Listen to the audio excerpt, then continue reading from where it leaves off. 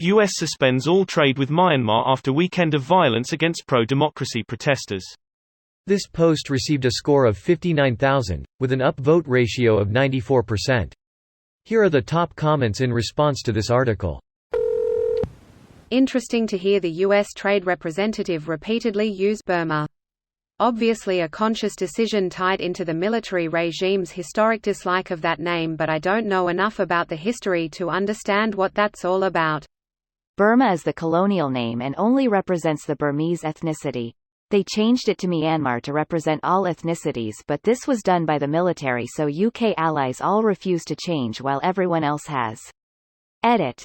Some say there's not a huge difference between the two names, so it's mostly to get rid of the colonial legacy. The ethnicity is called both Myanmar and Bamar in the Burmese language because it's the same word. Myanmar is the name in the literary register and Bamar is in the colloquial register. Burma is derived from Bama, meaning land of the Bamars. Nowadays the name Bamar is more often used for the ethnicity in the Burmese language, so it sounds more ethnically specific than Myanmar, even though they mean the same thing.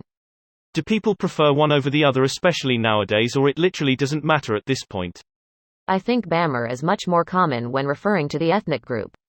As for the country, it is interchangeable, but Myanmar is preferred. Preferred by whom? The term Myanmar is tainted by being an imposition of the military government. Burma is tainted by British colonialism. Pick your poison. I'd been living there for 4 years, up until recently.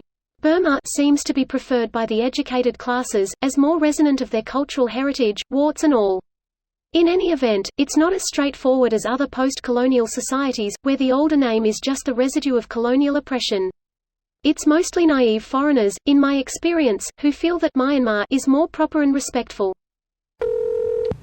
Really dumb question, but if my country, the US, stops trading with a country, and I have a business with a customer in that country who wants to buy my product, then they can't? Does this apply to literally all trade, or just, like, official stuff?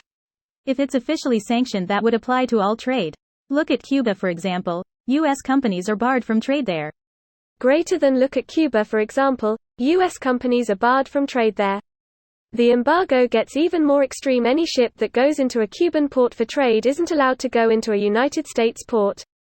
In other words, the United States government essentially forces other countries to do very little if any business with Cuba. This video was automatically created by Reddit to speech. The article and comments in this video were selected from Reddit according to their upvotes, and any paraphrasing was performed by smmry.com, without any human intervention.